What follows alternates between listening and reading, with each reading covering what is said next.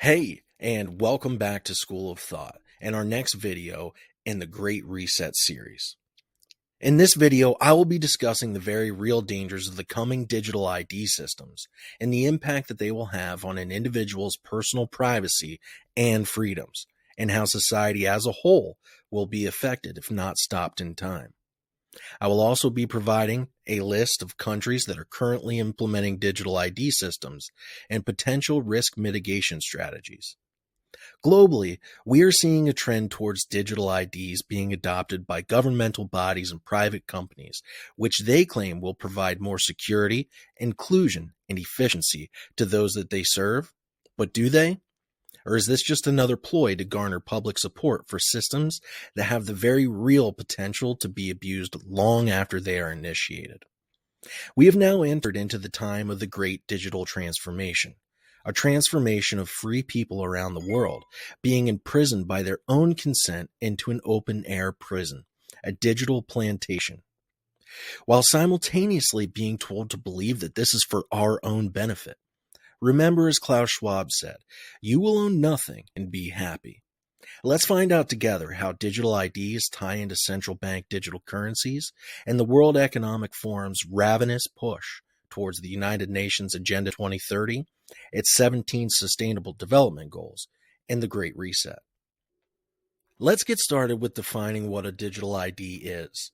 A digital ID is a form of identity verification that involves using electronic means to confirm a person's identity. Much like physical IDs today, driver's license, passport, insurance card, all prove that you are who you say you are. But all these identifications have separate state, federal, or private issuing authorities.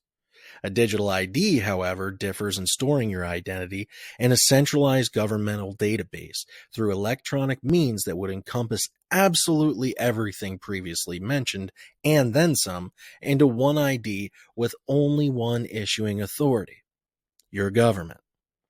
Currently, if the state or federal government wants to revoke or suspend your ID, they have to physically take it from you. Whereas digital IDs give total centralized power to the government to delete or suspend anything attached to your ID, including your bank card, without your approval. Digital ID uses biometric data like facial recognition software, fingerprint scanning, iris scans, RFID biochips, QR codes, and even identifying you by your gait pattern while walking. Remember, though, that this will all be for your security and convenience, right? Digital ID systems are meant to be centralized and otherwise out of your control. Pay attention to how the world governments deliberately use euphemistic language designed to make us believe that these policies will benefit us, when really there are much darker intentions behind them. Digital ID can be used to confirm a person's identity in a nearly endless number of situations, but will also be mandated for something as simple as accessing the internet, to online banking, travel, healthcare, or even voting in an election. So, who is behind the push towards a global digital ID system? The answer is the United Nations and its Agenda 2030 initiative, which requires all of its member nations, or all of the countries on Earth, essentially, to be in compliance with their outlined 17 Sustainable Development Goals by the year 2030. The World Economic Forum and its elite members from society, government, world banks, and private multinational corporations have partnered with the United Nations to ensure the success of Agenda 2030. The World Economic Forum promotes the cooperation of public and private sectors to master what the WEF chairman Klaus Schwab calls the Great Reset. Public-private partnerships is jargon that is now being pushed by the WEF and the UN in order to infiltrate the minds of those it wishes to control as if it was a good thing. Benito Mussolini, Italian fascist dictator, is famously quoted as saying, quote, "Fascism should more appropriately be called corporatism, because it is a merger of state and corporate power." Keep in mind that the WEF calls public-private partnerships, otherwise known as government-corporate partnerships, Meet Mussolini's very definition of fascism. Governments are looking for a one-size-fits-all digital ID that can be used across the board to access the aforementioned examples and more. But in doing so, they will create a breeding ground for tyranny. The potential for exploiting these technologies for control is extremely high, and given the current state of the world, it may be inevitable. Giving even more unwarranted power to the government will only weaken our system of checks and balances that is designed to ensure its citizens' constitutional liberties. In my opinion, it's a recipe for the destruction of democracy itself. This governmental play of problem, reaction, solution out of its playbook is a tired trope, but we keep allowing it. For example, after the tragic 9/11 attacks, the United States initiated the Patriot Act, which allowed government intelligence agencies the ability for mass surveillance and mass data collection of its citizenry at a scale never before seen at that time, all in the name of protecting democracy, identifying risks, and bad actors. That act lasted for almost 2 decades, and similarly to the Patriot Act, we see now that the pandemic, the name of which I cannot mention, created an opportunity for which to capitalize on the implementation of digital IDs. With global business, travel, and supply chains so disrupted, the World Economic Forum, along with world governments, were quick to turn up the volume on digital IDs and passports, claiming that compliance with them would be the fastest way back to normal, as well as tracking in real time the movements of people that were subjected to lockdowns worldwide. I am in no way trying to downplay the people affected by any crisis or to suggest that the government had anything to do with 9/11, because I am not, but rather to highlight the world government's keen ability to benefit from crises which cannot go unattended to. Space for nuanced conversation around how governments benefit from crises is much needed. Each time liberties are sacrificed in the name of safety, security, and convenience, we never seem to get them back. One particularly disturbing revelation is that in 2019, the World Economic Forum held a collaborative simulated event with several of its member countries to practice a simulated response to a global pandemic. This event was called Event 201. Probably just a coincidence. More recently, however, they held another collaborative simulation called Cyber-Polygon that simulated a global cyber attack that would disrupt the entire global economy. Klaus Schwab said that in comparison to the pandemic, if a cyber pandemic were to occur, it would make the C-19 pandemic look like a, quote, mild inconvenience. We had better hope that this is not another prophetic simulation, as Event 201 turned out to be. I wonder if a so-called cyber pandemic could aid in getting people who are reluctant to comply with digital IDs and central bank digital currencies to acquiesce to them. Is the fall of Silicon Valley Bank, Signature Bank, and Silvergate Bank a controlled destruction of the largest crypto banks? It seems decentralized currency in the minds of the government is an option they can't tolerate, as it stands in the way of government-backed CBDCs. Let me know what you think in the comments. Keep in mind that if Cyber-Polygon should end up being a prophetic event like 201 did, the policies enacted during times of crisis are quickly forgotten about and lost in the never-ending news cycle that is increasingly transfixed on the next sensationalized story of pushing the political propaganda of the day. Now, moving on. With a robust and pre-existing CCTV surveillance network that is installed ubiquitously throughout society, it is very easy to understand how digital ID, used in conjunction with the omnipresent surveillance network that utilizes advanced AI to identify you biometrically, can be tied to your every move. In conjunction with central bank digital currency rollouts globally, it is clear to see the direction in which we are hurtling towards at warp speed. World governments have the very real potential to undergo the transition from democratic form of governance to an autocratic surveillance state with social credit scores. Imagine a world where every transaction you make to your every movement being monitored. What if your daily carbon quota is met and digital ID recognizes you driving from a roadside surveillance camera via facial recognition? Will you be forced to pay a fine? Or will the government have the ability with a central bank digital currency to deduct directly from your account? Or worse, your very freedom of movement may be revoked because your CBDC account was programmed not to work at fueling stations as a temporary punishment. The hypothetical scenarios are endless, and unfortunately, we have gone from these things existing only in dystopian novels like George Orwell's 1984 to a legitimate concern for our future. Remember, as John Dalberg said, quote, "Power tends to corrupt, and absolute power corrupts absolutely." Digital ID is already a reality for many citizens around the world. China, which is no surprise, has been implementing biometric digital ID as a primary tool to identify citizens in tandem with its surveillance state and social credit system since 2014. Chinese citizens know all too well the dangers of this technology. However, they can't voice their dissent without risking their social credit score being lowered, which affects their ability to travel, apply for a job, home loans, or any other purchasing ability. The WEF could not be more pleased with China's success. India has pioneered the digital ID program since 2009 with its Aadhaar platform. That has the potential for 1 billion users. Yes, 1 billion.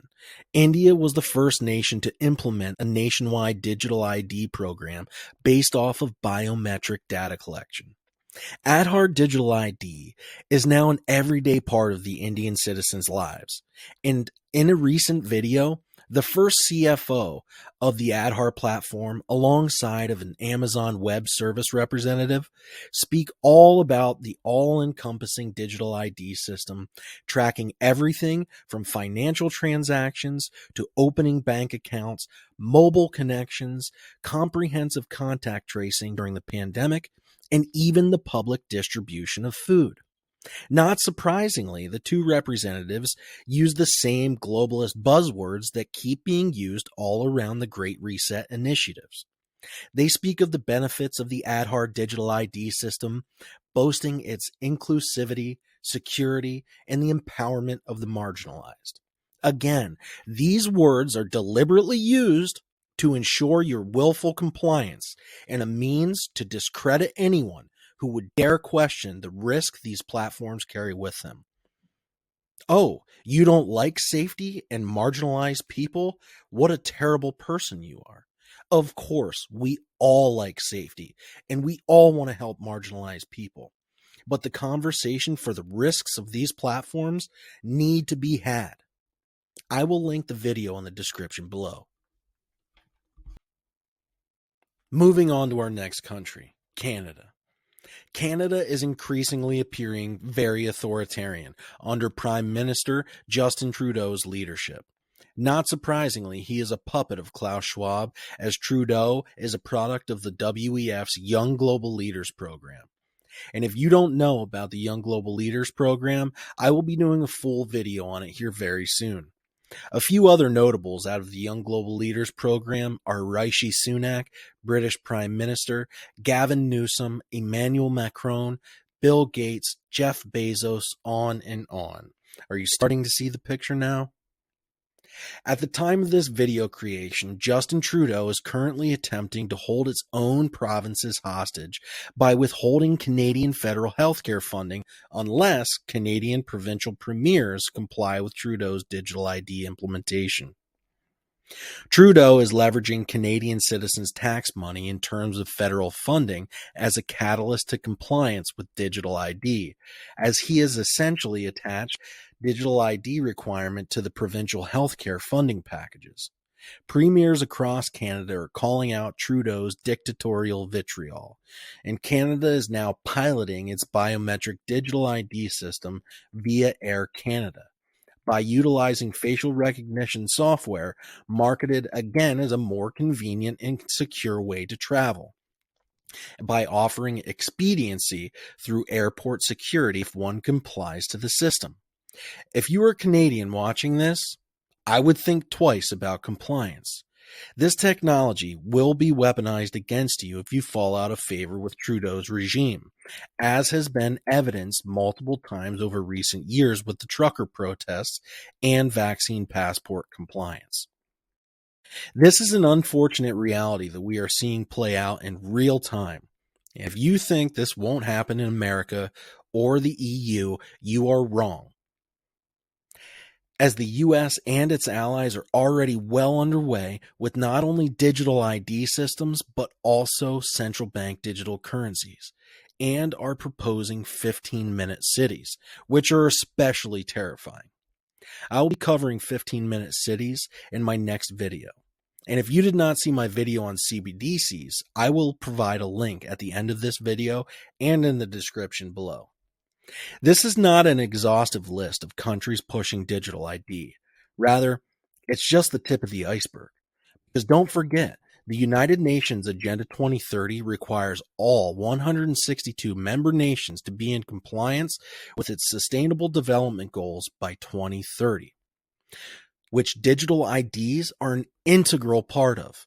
In fact, Klaus Schwab has championed the idea that the pandemic was an excellent opportunity to usher in this digital transformation. When will we, the people of this nation, come to the realization that we are in a crisis ourselves? A crisis of our very own democracy being eroded before our eyes. Our constitutional rights are being trampled on repeatedly and falsely justified by claims of security, safety, and sustainability. We too can capitalize on a crisis, but first, we must admit that there is one. Advancements in technology, although having many benefits to people, used nefariously will be to the detriment of freedom as we know it. We cannot allow corporately owned media outlets to attempt to discredit this information by labeling it conspiracy. How many times in the last few years have we heard something labeled that, only to find out a few months later that it was true? This is not a conspiracy. This is already reality for many people around the world. In fact, digital ID is already impacting the lives of more than 3 billion people. Further, as a part of the United Nations Agenda 2030 and its 17 Sustainable Development Goals, it is clearly outlined by them on their own website, that I will link below, that digital ID is necessary for a more inclusive world. This is all part of the World Economic Forum's vision for the Great Reset. How do we ensure that this Great Reset does not come to fruition? We must become educated on the power structure that operates outside the reaches of government. You must become aware of the power that unelected corporations, big tech, world banks, the United Nations, non-governmental organizations like the World Economic Forum, the World Health Organization, and the International Monetary Fund, among others, have over our elected representatives.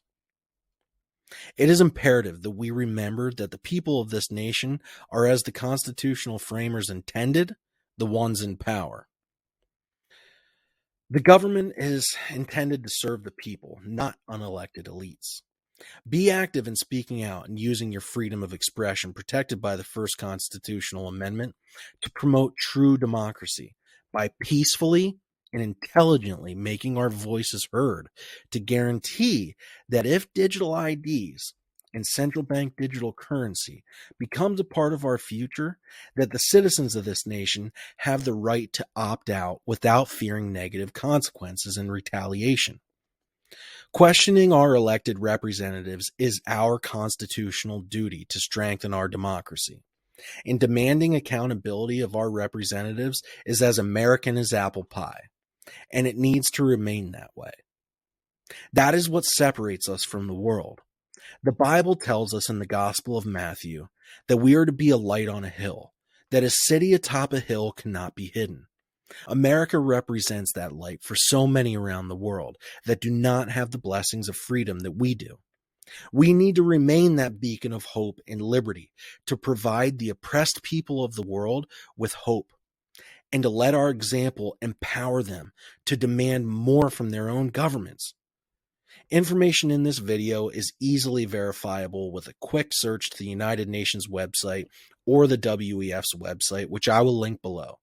Don't take my word for it. Seek out the information yourself and see if you come to the same conclusions by thinking critically and seeing beyond their ostensible beneficial claims of sustainability. These videos take a lot of time and research, and I am striving to condense that research into an easily digestible video. I know this one's over 20 minutes, but I made it as short as I could. If you found this video to be impactful, please hit the like button. It's free, and subscribe. And most importantly, share this video to educate others on this potential future. I would love to know your thoughts down in the comments below. My next video in this series will be on smart cities and the 15-minute city proposal, and how Ukraine is eyed as the poster child for the United Nations digital city in post-war rebuild with the help of the corporate giant BlackRock. Thank you for watching as always, and keep looking at things with a whole new school of thought.